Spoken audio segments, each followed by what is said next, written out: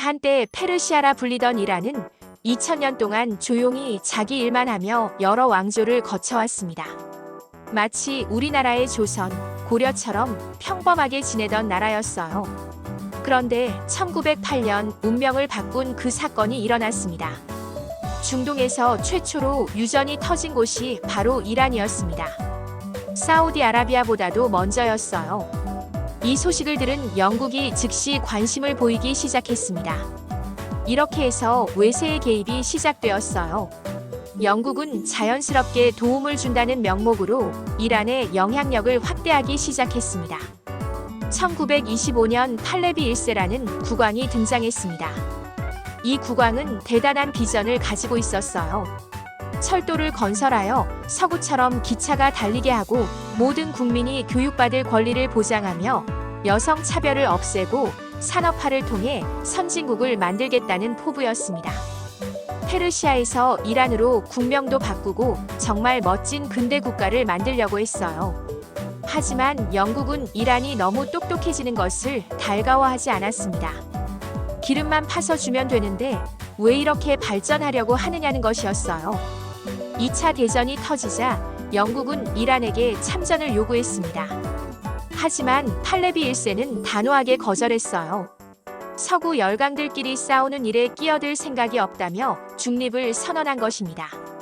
정말 기계 있는 선택이었어요. 하지만 영국은 가만히 있지 않았습니다. 소련과 함께 이란에 침입하여 팔레비 1세를 강제로 퇴위시켜버렸어요. 팔레비 1세는 국외로 추방되어 남아프리카에서 쓸쓸히 사망했습니다. 팔레비 1세의 아들을 왕으로 앉혔지만 이 왕은 완전히 영국의 꼭두각시였습니다. 힘도 없고 의지도 없는 왕이었어요. 영국이 이란 석유를 가져가겠다고 하면 그저 고개를 끄덕이며 허락할 뿐이었습니다. 정말 비굴한 모습이었어요. 그런데 1951년 총선에서 모사테크라는 훌륭한 총리가 나타났습니다. 이분은 정말 이란의 김구 선생님 같은 분이었어요. 모사테크에 두 가지 선언이 있었습니다. 첫째, 팔레비 2세를 쫓아내고 공화국을 만들자는 것이에요. 둘째, 우리 땅의 기름은 우리 것이므로 영국 기업들을 국유화하자는 것이었습니다. 전 국민이 열광했어요. 만약 모사테크가 성공했다면 이란은 지금 중동 최고의 민주주의 국가가 되어 있을 것입니다. 영국은 혼자서는 모사테크를 이길 수 없다는 것을 깨달았어요. 그래서 미국에게 도움을 요청했습니다. 영국은 미국에게 모사테크가 공산주의자 같다며 도움을 요청했습니다. 한국 전쟁에서 공산주의와 싸우고 있는 미국에게 이란도 공산화될 위험이 있다고 설득한 것이에요. 미국이 이에 응하면서 CIA 역사상 첫 번째 해외 공작이 시작되었습니다. 친미 군인들을 매수해서 쿠데타를 일으킨 것이에요. 1953년 모사테크 총리는 강제로 끌려 내려와서 가택연금을 당했고 그 상태에서 세상을 떠났습니다. 만약 모사테크가 성공했다면 이란은 지금 중동 최고의 민주주의 국가가 되어 있을 것이에요. 하지만 그 꿈은 3년 만에 무너져 버렸습니다. 팔레비 2세는 이제 영국이 아닌 미국을 따르기로 했습니다. 영국 스타일에서 완전 미국 스타일로 변신했어요. 테헤란이 마치 할리우드처럼 변해버렸고 여성들이 미니스커트를 입고 다니는 시대가 되었습니다. 1971년 사진들을 보면 정말 놀라울 정도예요. 미국은 아시아 동쪽 끝에는 친미 코리아, 서쪽 끝에는 친미 이란이 있다며 두 나라를 든든한 파트너라고 불렀습니다. 그래서 1977년 서울의 테헤란로가 테헤란에 서울로드가 생겼어요. 당시 이란과 이스라엘도 엄청 친했습니다. 무기도 서로 사고팔고 할 정도로 같은 친미 국가였기 때문이에요. 하지만 팔레비 2세는 석유로 번 엄청난 돈을 왕족들만 나눠 가졌습니다. 국민들은 점점 가난해졌어요. 1978년 반정부 영화를 보러 온 시민들이 렉스 극장에 모였습니다. 그런데 영화가 시작되자마자 갑자기 밖에서 누군가가 문을 걸어 잠궈버렸어요. 그리고 불을 질러버렸습니다. 안에서는 문을 열려고 했지만 열리지 않았어요. 420명의 무고한 시민들이 불타 죽었습니다. 렉스 극장 사건이 전국으로 알려지면서 대규모 반정부 시위가 일어났어요. 국민들은 팔레비 왕조가 물러나라고 외쳤습니다. 시위가 격해지자 팔레비 2세는 맞서 싸우지도 않고 그냥 도망가 버렸어요. 정말 한심한 모습이었습니다. 16년간 해외 망명 생활을 하던 호메이니가 드디어 돌아왔습니다. 국민들은 그를 영웅처럼 맞이했어요. 호메이니는 2000년 왕조 시대를 끝내고 이란 이슬람 공화국을 선포했습니다. 호메이니는 이란을 이렇게 만든 것이 미국 때문이라며 미국과 이스라엘을 적으로 선언했어요. 그는 미국은 악이고 이스라엘은 작은 악이라고 선포했습니다. 이스라엘 대사관 직원들을 다 쫓아내고 그 자리에 팔레스타인 해방기구 대사를 앉혔어요. 팔레비 2세가 미국으로 도망가자 이란 신정부는 그를 돌려달라고 요구했습니다. 하지만 미국은 인도적 차원에서 돌려보낼 수 없다고 거절했어요.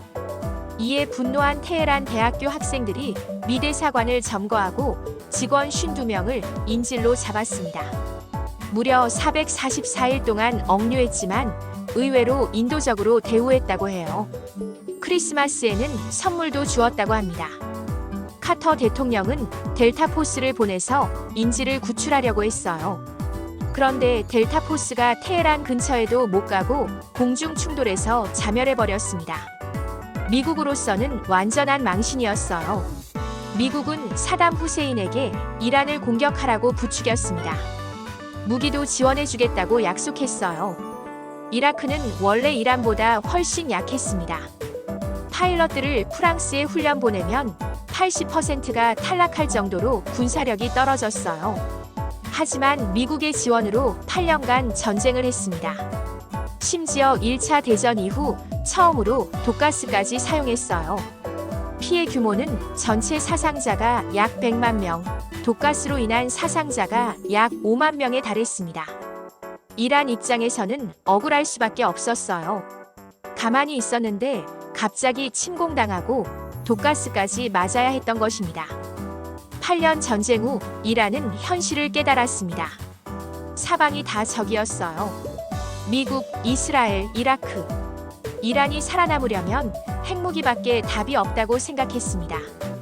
이때부터 핵 개발을 시작한 것이에요. 정당화될 수는 없지만 그들 입장에서는 생존을 위한 선택이었습니다. 이스라엘 입장에서는 이란이 미국은 악마, 이스라엘은 작은 악마라며 없애버리겠다고 선언한 그 이란이 핵무기를 가지면 자신들이 1차 타겟이 될 것이라고 생각했어요. 이스라엘의 걱정도 이해가 되는 부분입니다. 이 긴 역사를 보면서 느끼는 것은 힘 있는 쪽이 언제나 악행을 저지른다는 점이에요. 원래부터 악마가 있고 천사가 있는 게 아니라 힘을 가진 쪽이 약한 쪽을 괴롭히는 것입니다. 그래서 약한 쪽은 생존을 위해 더 극단적인 방법을 선택하게 돼요. 우리가 기억해야 할 것들은 다음과 같습니다. 모든 비극은 1908년 유전 발견으로 시작되었다는 것. 모사테크 같은 민주주의 지도자가 성공했다면 지금과 완전히 달랐을 것이라는 점. 외세의 개입이 얼마나 한 나라를 망가뜨릴 수 있는지, 그리고 어느 한쪽만 나쁘다고 볼 수는 없다는 것이에요.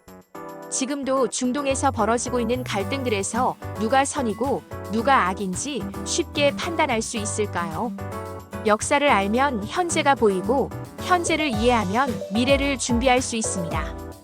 이란의 이야기는 한 나라가 어떻게 희망에서 절망으로, 친구에서 적으로 변할 수 있는지를 보여주는 교훈적인 역사예요. 역사는 승자가 쓰지만 진실은 시간이 밝혀냅니다.